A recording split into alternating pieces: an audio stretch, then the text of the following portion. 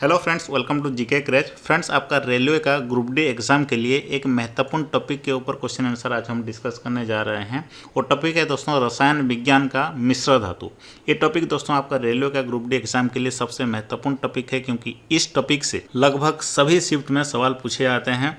हम इस वीडियो में दोस्तों वही सवाल सब डिस्कस करेंगे जो कि कठिन सवाल थे और बार बार आपके एग्जाम में पूछे गए थे। तो वीडियो के अंत तक देखिएगा दोस्तों, इस वीडियो से आपको कुछ नया जरूर सीखने को मिलेगा। अगर आप चैनल में नए हैं तो चैनल को जरूर सब्सक्राइब कीजिएगा। तो चलिए दोस्तों, सभी सवाल को डिस्कस करते हैं। वो सवाल जो मिश्र धातु से संबंधित थे और बार बार आपके एग्जाम में पूछे गए थे। तो चलिए पहला सवाल देखते हैं। पहला सवाल है 1 और 2 रुपए के सिक्के ये किससे बनते हैं? तो इसका सही आंसर क्या होगा? ऑप्शन ए इसका सही आंसर हो जाएगा। ये फेरिटिक स्टेनलेस स्टील से बनते हैं। ऑप्शन ए इसका सही आंसर होगा। और दोस्तों, ये जो फेरिटिक स्टेनलेस स्टील है ये उच्च क्रोमियम और चुंबकीय स्टेनलेस स्टील है, जिनमें कार्बन की कम मात्रा होती है। ये अपने अच्छे लचीलेपन के लिए भी जानी जाती है। तो अगला सवाल देखते हैं। पित्तल ये इनमें से किसका मिश्रण है? तो किसका मिश्रण है, सही आंसर क्या होगा? देखिए दोस्तों, पित्तल को इंग्लिश में क्या कहते हैं? ब्रास कहते हैं। तो ब्रास जो है वो किसका अलॉय है? सब जानते हैं ये जस्ता और तांबा का अलॉय होता है। लेकिन दोस्तों, किसका कितना प्रतिशत, ये सवाल पूछा गया है एग्जाम में। देखिए 2 बार सवाल रिपीट हुआ था।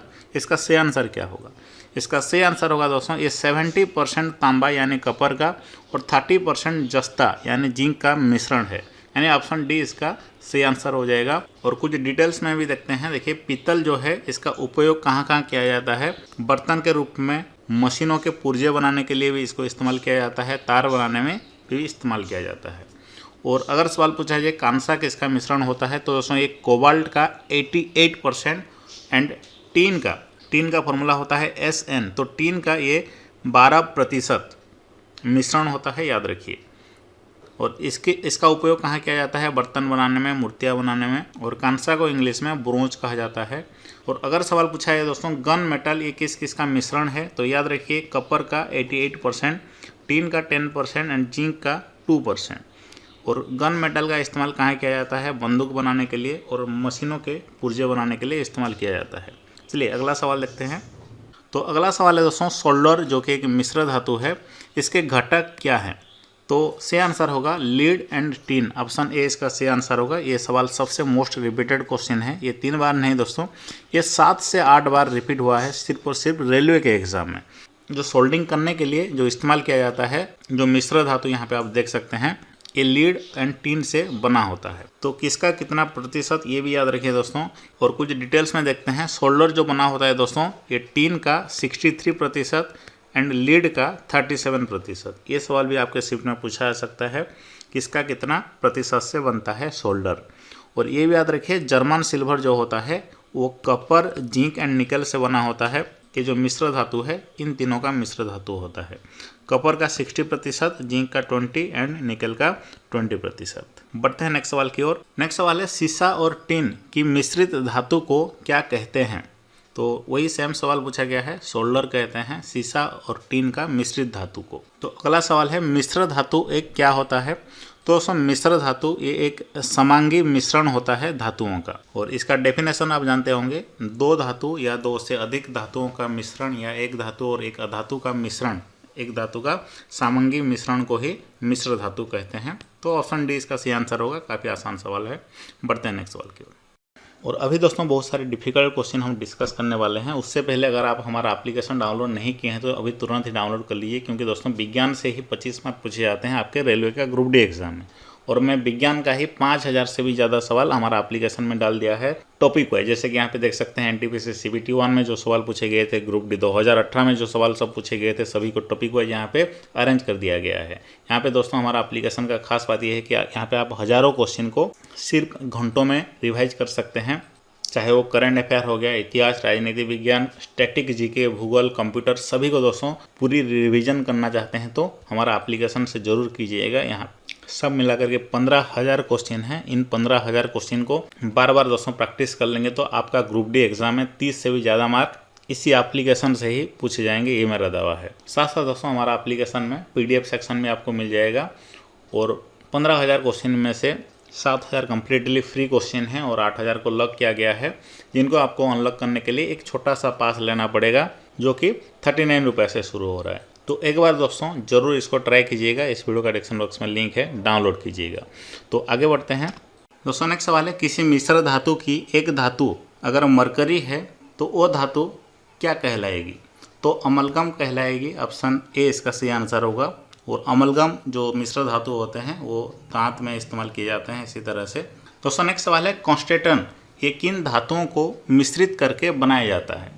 तो सही आंसर क्या होगा? ऑप्शन को ध्यान से देखिए। ऑप्शन ए इसका सही आंसर होगा। कॉपर एंड निकल को मिश्रित करके कॉन्स्टेंटन बनाया जाता है। ऑप्शन ए इसका सही आंसर होगा। यहाँ पे देख सकते हैं कॉन्स्टेंटन से ज़्यादातर वायर सब बनाए जाते हैं, यानी तार बनाए जाते हैं। और कुछ डिटेल्स भी दोस्तों ध्यान से देखिए। कॉन्स्टेंटन का मिश्रण कॉपर का 55% एंड निकल का 45%, पीतल का भी उसी तरह, कांसा का हम डिस्कस कर चुके हैं। और दोस्तों रोल्ड गोल्ड का कॉपर एंड एल्युमिनियम का मिश्रण होता है। स्टील में आयरन एंड कार्बन का मिश्रण होता है। नाइक्रोम में निकेल, आयरन एंड क्रोमियम का मिक्सचर होता है। तो नेक्स्ट सवाल है दोस्तों, नाइक्रोम की संरचना क्या है जो कि एक मिश्र धातु है?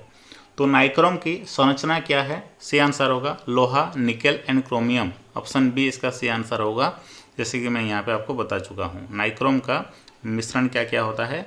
Nickel, iron and chromium. दोस्तों नेक्स्ट सवाल है, निक्रोम ये किसकी मिश्र धातु है? सही आंसर क्या होगा? Nickel, chromium, manganese and iron का मिश्र धातु है, यानी ऑप्शन ए इसका सही आंसर होगा। निक्रोम को यहाँ पे आप देख सकते हैं, ऑप्शन ए इसका सही आंसर होगा। ये सवाल भी बार बार एग्जाम में रिपीट होता है, तो याद रखिए निक्रोम का मिश्रण किन किन धातुओं से होता है। नेक्स्ट सवाल है, निम्न में से किस मिश्र धातु में टिन नहीं होता है? तो देखिए इनमें से किन मिश्र धातु में टिन नहीं होता है? तो पीतल में क्या क्या होते हैं? कॉपर एंड जिंक होता है, तो इसमें टिन नहीं होता है। ऑप्शन ए इसका सही आंसर होगा। और घंटा धातु जो होता है, घंटा धातु यानी बेल मेटल, जो बेल मेटल होता है उसमें कॉपर एंड टिन होते हैं। गन मेटल में क्या होता है? गन मेटल में कॉपर, टिन एंड जिंक होता है। कॉपर, टिन एंड जिंक होता है। एंड कांसा यानी ब्रोंज में क्या होता है? कॉपर एंड टिन होते हैं। तो ऑप्शन ए इसका सही आंसर हो जाएगा। तो नेक्स्ट सवाल देखते हैं। नेक्स्ट सवाल है, आयरन का हीटिंग एलिमेंट बनाने के लिए निम्नलिखित में से किस पदार्थ का उपयोग किया जाता है? तो आयरन का हीटिंग एलिमेंट बनाने के लिए नाइक्रोम का इस्तेमाल किया जाता है। ऑप्शन बी इसका सही आंसर होगा। दोस्तों अगला सवाल है, निम्नलिखित में से भिन्न को चुने।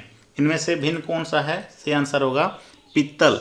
ऑप्शन डी ये एक भिन्न है, क्योंकि दोस्तों ये एक मिश्र धातु है। एल्युमिनियम, लोहा, तांबा ये सारे के सारे धातुओं का नाम है, लेकिन ऑप्शन डी में जो है पित्तल यानी ब्रास एक मिश्र धातु का नाम है। ऑप्शन डी इसका सही आंसर होगा। बढ़ते हैं नेक्स्ट सवाल की ओर। नेक्स्ट सवाल है, स्टेनलेस स्टील एक क्या है? तो स्टेनलेस स्टील एक क्या है? सही आंसर क्या होगा? ये एक मिश्र धातु है। ऑप्शन डी सही आंसर होगा। ये सवाल भी रिपीट होता है बार बार। नेक्स्ट सवाल दोस्तों पूछा गया था, स्टेनलेस स्टील का आविष्कार किसने किया था? तो स्टेनलेस स्टील का आविष्कार किसने किया था? हेरी ब्रियल्ली ने किया था। ऑप्शन सी इसका सही आंसर होगा। याद रखिए हेरी ब्रियल्ली।